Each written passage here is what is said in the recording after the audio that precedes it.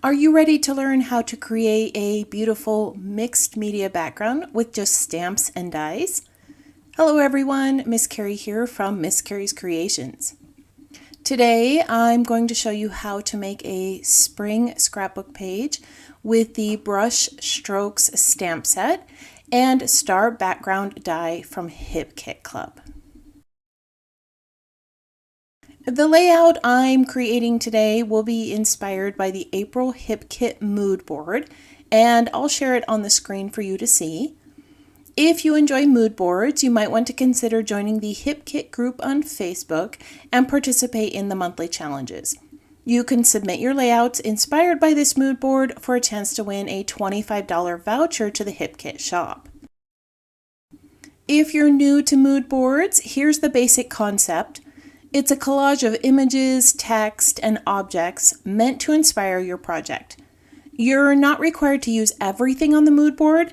Just pick a few images or colors that resonate with you and begin from there. The first image that caught my attention was the retro kitchen in the upper corner. I want to use that color palette from my page, so I've selected a few patterns here to work with. For my background, I plan to use this lovely blue plaid. I've also grabbed a piece of Patience pink cardstock and a yellow pattern to match the color of that radio in the retro image. To give my page that retro feel, I'm going to use some of the items in the March embellishment kit. These chipboard frames, foam stickers, and florals are going to be perfect for my page. I will also be using this collection of rub-on transfers from the main March kit. I love the bright colors in each of these designs.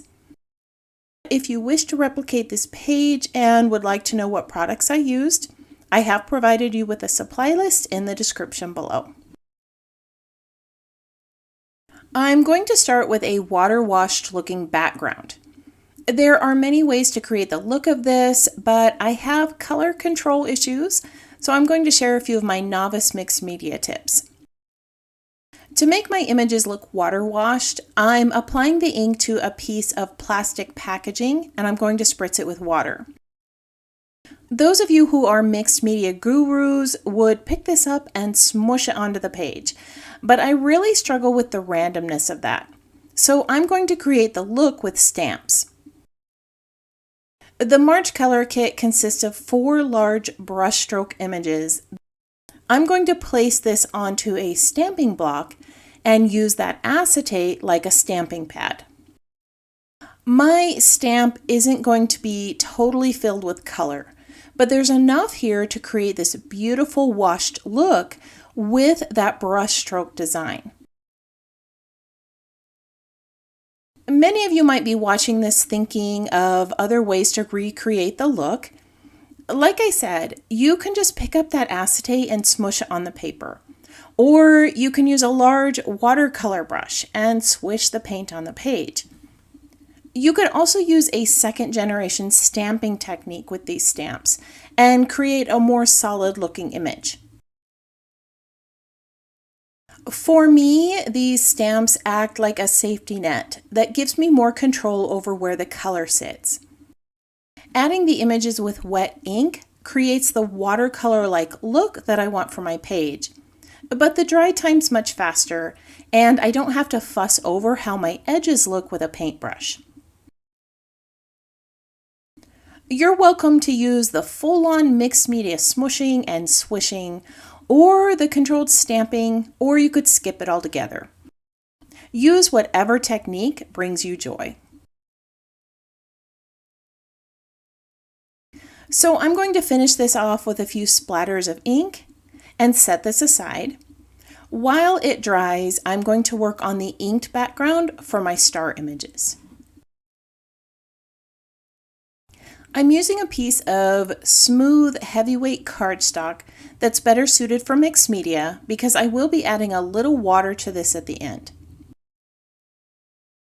With some Catherine Pooler inks, I'm going to create a blended rainbow. The charming fence image with the pastel colors on that mood board was the spark for this design. and I wish to recreate that effect with my star background die. Now I'm going to speed through this really quick because it's not very complicated. I began with It's a Girl Pink, then Bellini, which was blended into lemongrass yellow. I didn't have a green color, so I mixed Oh Boy blue into the lemongrass to create that green hue. Below the blue, I brought in a little bit of 16 candles. Most of these inks are from previous Hip Kit color collections, and some are still available on the site. You can also use inks that you have in your own collection. So I've gone ahead and created this lovely rainbow pattern down the entire length of my cardstock. The brush strokes were a little rushed, but that's going to be remedied with a little water. Catherine Pooler inks are water reactive, and as you can see, this little spray of liquid smooths, softens, and blends all my colors beautifully.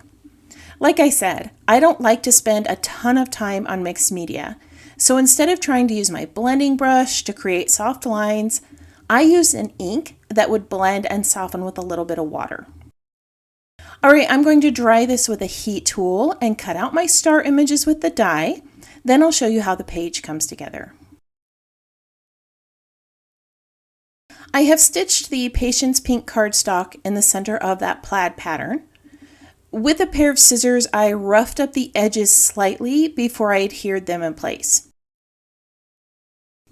Don't you just love the look of that stamped background? I'm happily surprised with myself. I'm going to rough up the edges of my photo frames in the same way. I selected 2 cardstock colors and a floral pattern for this. As you can see, I did set a strip of yellow pattern paper on my page. I had plans to use this as a vertical strip behind my photo, but once I started laying out the stars, it didn't fit the page very well. Instead, I chose to layer 2 tags at the top of my photo. This brought in 2 of the colors from that mood board photo, and it brightened up the page. Around my frame, I'm going to add some florals with rub-on transfers. This is another simple way to add layers to your scrapbook backgrounds.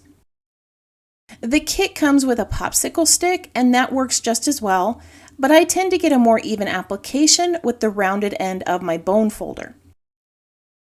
I like to secure mine with mint tape before transferring them to the project.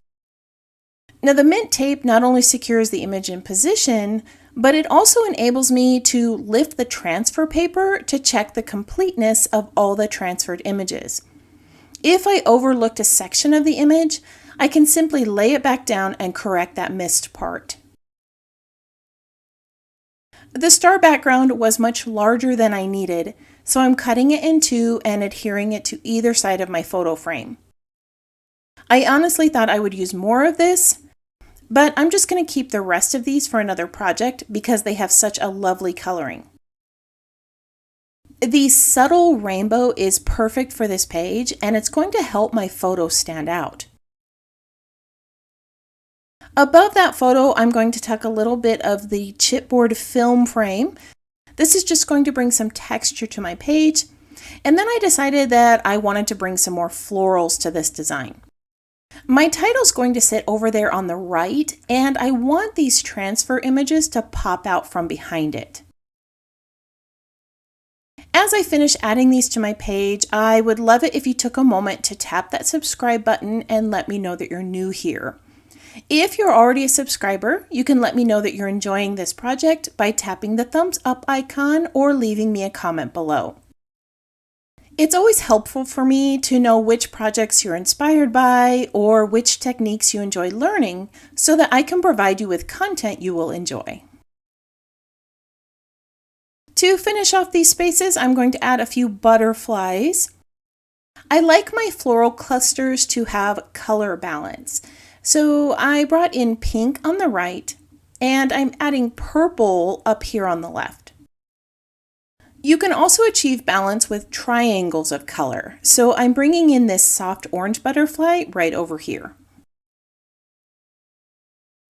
Above the photo, I'm adding a little chipboard phrase that says happiness. I'm going to layer this over a pink checked circle and some florals.